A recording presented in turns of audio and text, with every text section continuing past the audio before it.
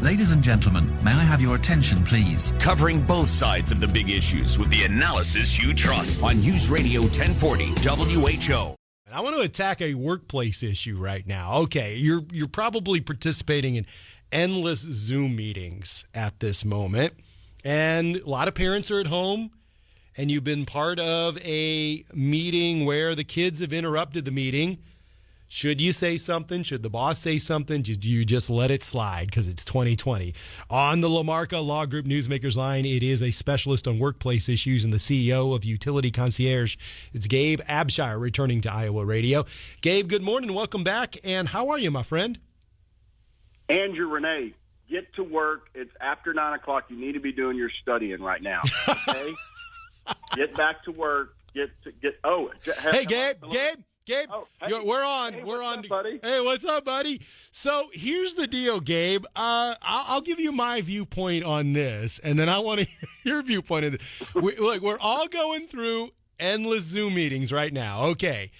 And I want to be understanding that the kids are going to jump in, but it just makes the Zoom meeting longer, and I'm just tired of these Zoom meetings, Gabe. So what do you think? Do I say something? Does the boss say something?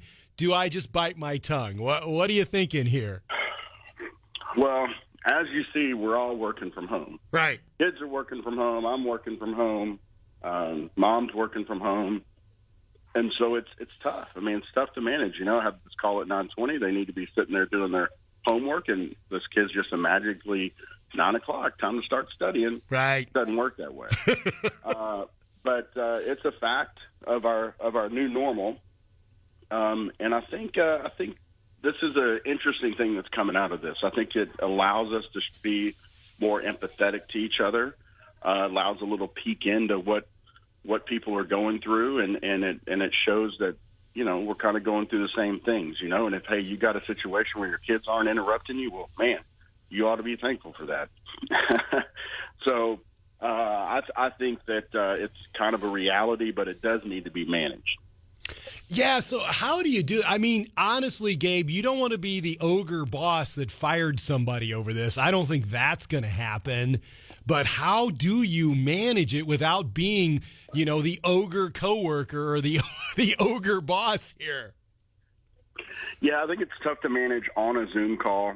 I think that there's a little bit of, it's nice to see the kids come in and say hi, and nice to see your pet come in and they can say hi. But when it becomes disruptive and when it becomes overbearing, I think it probably first starts with a conversation off of Zoom with the manager and the team member, and saying, look, I understand your situation. I get what you're going through, but it's becoming a little distracting. How can we help manage the situation together? So, Gabe, what's the big picture here? I just feel like we opened 2020 with a lot of people thinking that the dream was working from home. And now we're probably learning that although there are some employees that would like it, there's a bunch who don't. I came back to the radio studio after working from home because I really missed my iHeart people, and I love the office atmosphere here. So do you feel like it's a little too general of a statement to say, oh, now we're all going to shift to working from home? Because not all employees want that, do they? I think so, too. Like you, man, I miss my Utility Concierge family. Our culture is huge, and we're doing the best we can to kind of stay in touch. But we've got about, we got over 100 employees, and we've had about 15 to 20% working from the office full time during this pandemic, just because they just did not have a good work from home environment, and they knew that. Everyone else has been working from home, but right about August, we saw a little bit of that kind of, okay, I'm done with this, I need a break. So some people, I think, will be great working from home, and they can manage and balance themselves.